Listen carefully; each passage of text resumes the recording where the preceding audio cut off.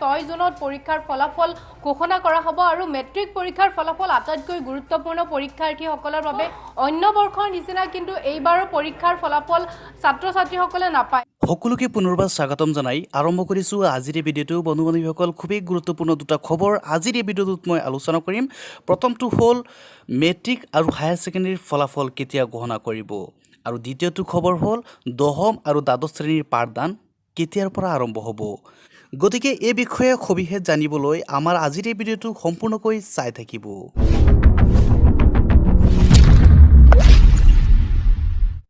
যোৱাকালি হৈ যোৱা সংবাদমেলত মন্ত্ৰী ডক্টৰ হিমন্ত বিশ্ব শৰ্মা ডাঙৰীয়াই প্ৰকাশ কৰে কেতবোৰ গুৰুত্বপূৰ্ণ মন্তব্য মেট্ৰিক আৰু হায়াৰ ছেকেণ্ডেৰীৰ ফলাফলক লৈ।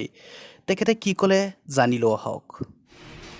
জুন মাহৰ প্ৰথম সপ্তাহত মেট্ৰিকৰ ৰিজাল্ট দিব আৰু মই ভাবোঁ তাৰ আশে পাশে উচ্চতৰ মাধ্যমিকৰো ৰিজাল্ট আহি যাব।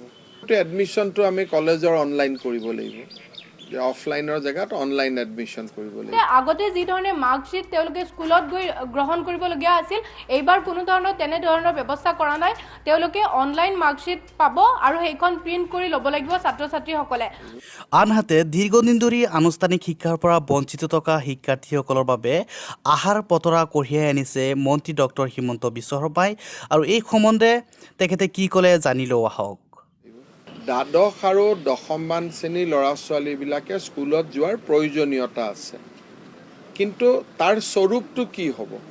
ধৰক আজি হেণ্ডিকেপ এগৰাকী ছোৱালী পঢ়ে, তাই গোলাঘাটত ঘৰ, এতিয়া ঘৰত আছে, গোলাঘাটত আছে।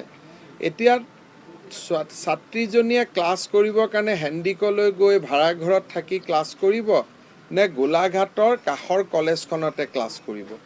গতিকে এই স্বৰূপবিলাক আমি আলোচনা কৰি আছোঁ আৰু সেই স্বৰূপখিনি আমি ফাইনেলাইজ কৰাৰ পিছতে আপোনালোকক আমি জনাব।